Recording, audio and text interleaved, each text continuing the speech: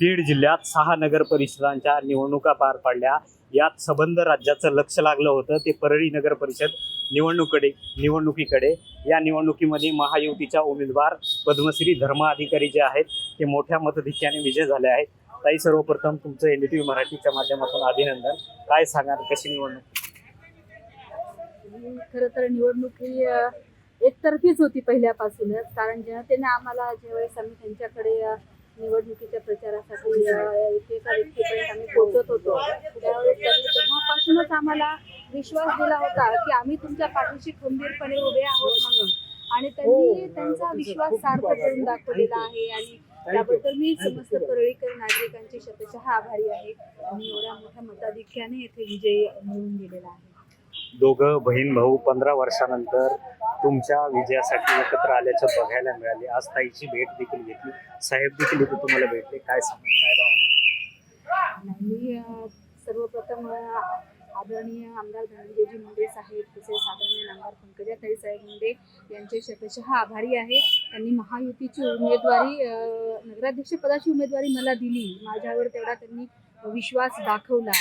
आणि त्या दोघांची ताकद पाठीशी उभी असल्यामुळे खंबीरपणे जनतेने सुद्धा पूर्णपणे पाठिंबा दिला। आणि या ठिकाणी ही जी निवडणूक आहे ती अतिशय लीलया पार पाडलेली आहे आणि प्रचंड मताधिक्याने विजय देखील प्राप्त झालेला आहे। नक्कीच या निवडणुकीमध्ये एखादी आठवण जी कायम तुमच्या आठवणीत राहील, ती एखादी सांगता येईल?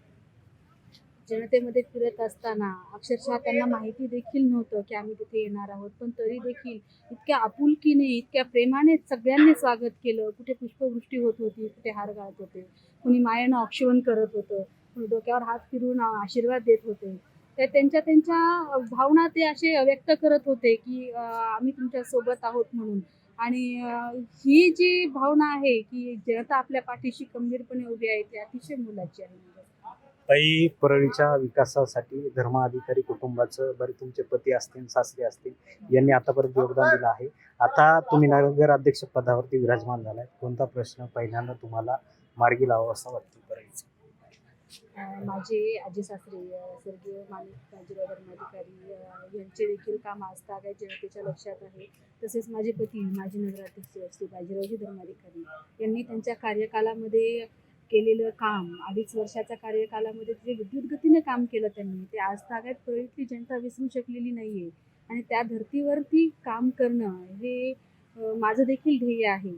आणि सर्वप्रथम म्हणाल तर परळीमध्ये जे मूलभूत सोयीसुविधा आहेत त्याकडे मी पूर्णपणे लक्ष देणार आहे। एक वेळबद्ध नियोजन आखून त्यानुसार कामकाज करून घेण्याचा माझा प्रयत्न असेल। नक्कीच भया, ही निवडणूक खूप प्रतिष्ठेची मानली जात होती, सबंध राज्याचं लक्ष या ठिकाणी लागलं होतं।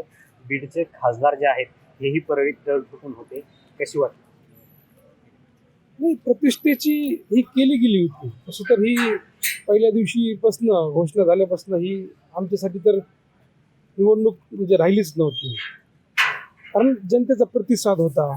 आणि भारतीय जनता पार्टीच्या नेत्या पंकजाताई आणि राष्ट्रवादीचे नेते धनंजयजी मुंडे साहेब, हे 2 दिग्गज नेत्यांनी येऊन ही महायुती केली होती। आणि तुम्ही म्हणतात खासदार साहेबांचं, तर महाराष्ट्राच्या इतिहासात कुठले खासदार असे एखाद्या स्थानिक स्वराज्याला महिनाभर तळ ठोकून बसलेत असं चित्र पहिल्यांदाच परळीत घडलं। त्यांनीच प्रतिष्ठेची केली। पण एक लोकसभेमधील ते सदस्य आहेत, खासदार आहेत, शेवटी त्यांचा आमचा पक्ष जरी वेगळा असला तरी ते बीड जिल्ह्याचे खासदार आहेत। एक सार्वभौम सभागृहाची जी गरिमा असते त्यांनी ती ठेवायला पाहिजे होती। परळीतून घरकुल मंजूर करून देतो, कुठे सिमेंट फॅक्टरीज बंद करतो, प्रदूषण खूप होतं। रोजगाराचं एक आमचं फार मोठं साधन आहे सिमेंट फॅक्टरी, कुठे नालीच बांधून देतो। अशा म्हणजे त्यांनी पडायलाच पाहिजे नव्हतं। हां, ठीक आहे, एखादी सभा घेऊन मोठी, पण त्यांनी का म्हणजे खासदारकीची गरिमा ठेवली नाही, हा मलाच खरं तर त्यांचे व्यक्तिमत्व बघता त्यांनी असं का केलं असेल, हा मलाही प्रश्न पडला।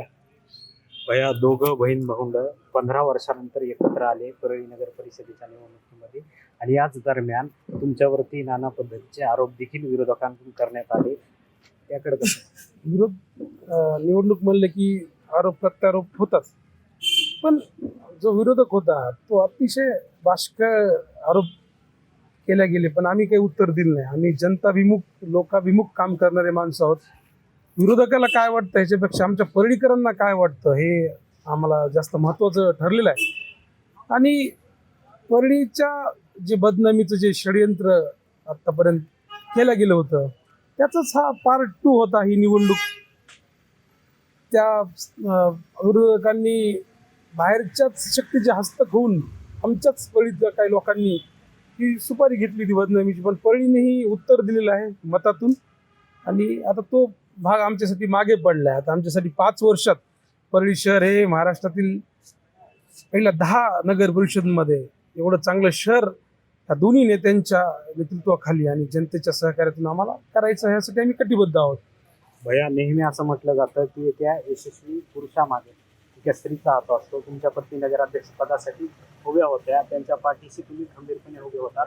एखादी आठवण जे की तुम्हाला सांगावीशी वाटेल, कायम आठवण मला. कुठल्याही स्त्रीच्या जीवनामध्ये एक टप्पे असतात. पहिलं एक वैवाहिक जीवन असतं, परत मुलांचे शिक्षण असतात, एक असा तिसरा टप्पा आहे की कुठेतरी एक सामाजिक दायित्व करण्याचा भाग असतो. आणि माझ्या पत्नी एज्युकेटेड आहेत, MA BEd आहेत. आणि माझं स्वतःचं सामाजिक राजकीय काम जवळून गेल्या 20 वर्षांपासून तिनं बघितलेलं आहे. आणि जेव्हा परळीत सोडत झाली आणि सर्वसाधारण महिलासाठी सोडत निघाली, तेव्हा सहज विचारणा केली की तुला इंटरेस्ट आहे का?